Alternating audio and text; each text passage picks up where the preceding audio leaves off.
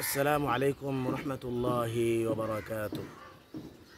লোক লজ্জার ভয় এবং আল্লাহর ক্ষেত্রে লজ্জাশীল না হওয়ার পরিণতি। লোক লজ্জার ভয় এবং আল্লাহর ক্ষেত্রে লজ্জাশীল না হওয়ার পরিণতি। হযরতে আদি বিন হাতেম তাই রহমতুল্লাহ আলাইহি রাসূল সাল্লাল্লাহু আলাইহি সাল্লাম থেকে বর্ণনা করেন, তিনি ইরশাদ করেছেন, কিয়ামত দিবসে কয়েক ব্যক্তিকে জান্নাত অভিমুখে নিয়ে যাওয়ার নির্দেশ প্রদান করা হবে। যখন তারা তার নিকটবর্তী হবে, এমনকি জান্নাতের সুঘ্রাণ পাবে, দেখতে পাবে তার অট্টালিকা এবং সেই সব নিয়ামত যা আল্লাহ তাআলা জান্নাতবাসীদের জন্য প্রস্তুত করেছেন, তখন ডেকে বলা হবে তাদেরকে জান্নাত থেকে ফিরিয়ে আনো।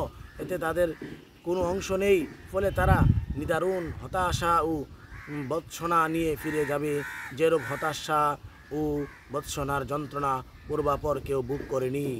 তারা বলবে, হে রব, আপনি আপনার বন্ধুদের জন্য যা প্রস্তুত করেছেন তা দেখানোর পূর্বে আমাদেরকে আগুন দিয়ে দিতেন। আল্লাহ বলবেন, আমি তোমাদের সঙ্গে এরূপ করেছি, কারণ যখন তোমরা নিপৃতে আমার সাথে মিলিত হতে তখন বড় বড় পাপ নিয়ে হাজির হতে, আর যখন লোকদের সাথে মিলিত হতে তখন বিগলিত হয়ে যেতে। তোমরা প্রকাশ্যে এমন আমল দেখিয়ে বেড়াতে যা তোমাদের অন্তরে নেই। তোমরা লোকদেরকে ভয় করেছ, আমাকে করনি। তোমাদের অন্তরে জুড়ে ছিল লোকদের মর্যাদা ও ভীতি, আমার মর্যাদা ও ভয় তোমাদের স্পর্শ করেনি। যা ত্যাগ করেছ তা করেছ মানুষের জন্য, আমার জন্য নয়। আজ তোমাদেরকে যন্ত্রণাদায়ক আযাব ভোগ করাবো এবং বঞ্চিত করব আমার বিপুল সওয়াবের ঐশ্বর্য থেকে। রিয়াকারের আলামত ও তার পরিণতি। রিয়াকারের আলামত ও তার পরিণতি। হযরত আলী ইবনে আবু তালিব রাদিয়াল্লাহু তাআলা আনহু থেকে বর্ণিত, তিনি বলেছেন, রিয়া দুষ্ট ব্যক্তির চার আলামত। যখন একাকী থাকে তখন অলসতা করে, লোকদের সঙ্গে পেলে তার উদ্ধম মাথা চারা দিয়ে ওঠে, যখন প্রশংসা করা হয় তখন বিপুল কর্মে লিপ্ত হয়, আর যখন নিন্দা করা হয় তখন তার কর্মে ঘাটতি দেখা দেয়। হযরত ইবনে আব্বাস রাদিয়াল্লাহু তাআলা আনহু থেকে বর্ণিত, রাসূল সাল্লাল্লাহু আলাইহি ওয়াসাল্লাম ইরশাদ করেছেন, যখন আল্লাহ জান্নাতে আদন সৃষ্টি করলেন, জান্নাতের আদন সৃষ্টি করেছেন, অর্থাৎ একটি জান্নাতের নাম আদন।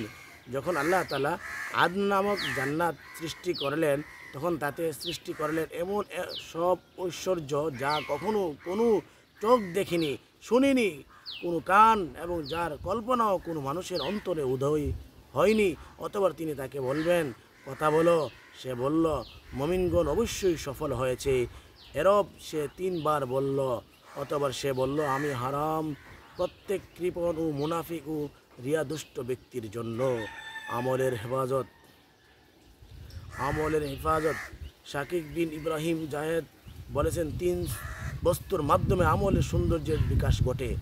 সে ভাববে যে আমল আল্লাহর পক্ষ থেকে, ফলে তার ভিতর দম্ভ ও অহমিকার বিলোপ ঘটবে। আমলের মাধ্যমে আল্লাহর সন্তুষ্টির আকাঙ্ক্ষা করবে, ফলে দুষ্ট প্রবৃত্তির দমন ঘটবে। আল্লাহর পক্ষ থেকে আমলের সওয়াব প্রত্যাশা করবে, ভিন্ন কোনো আকাঙ্ক্ষা ও রিয়াকে আশ্রয় দেবে না। এই 3 গুণের দ্বারা মানুষের মাঝে ইখলাসের বিস্তার ঘটে। একমাত্র আল্লাহর জন্য তার আমল বিশুদ্ধ হয়।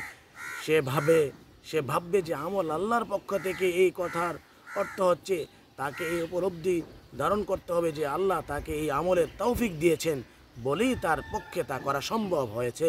কারণ সে যদি এইরূপ ভাবতে পারে, তাহলে তার মনে আত্মমুগ্ধতা বা অহংকার জাগবে না, বরং সর্বদা এর জন্য আল্লাহর শুকরিয়া জ্ঞাপন করবে।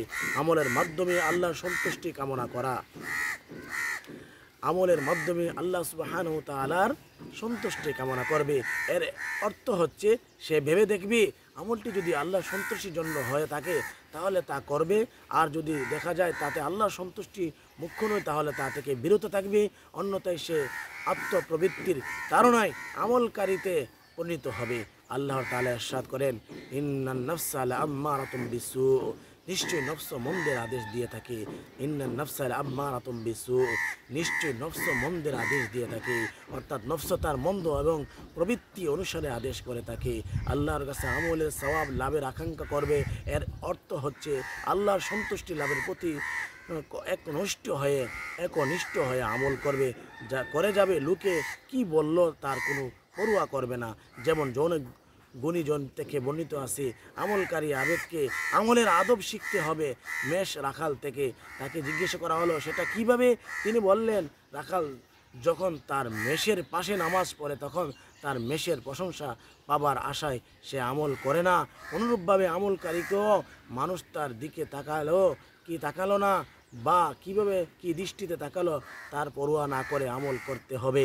জনতার মাঝে না বা নির্জনতায় সর্বাবস্থায় সে আল্লাহর সন্তুষ্টি লাভের জন্য আমল করবে, মানুষের স্বস্তি প্রশংসার আশা করবে না। আল্লাহ তাআলা আমাদেরকে এগুলি বোঝার মানার আমল করার তৌফিক দান করেন। আমিন।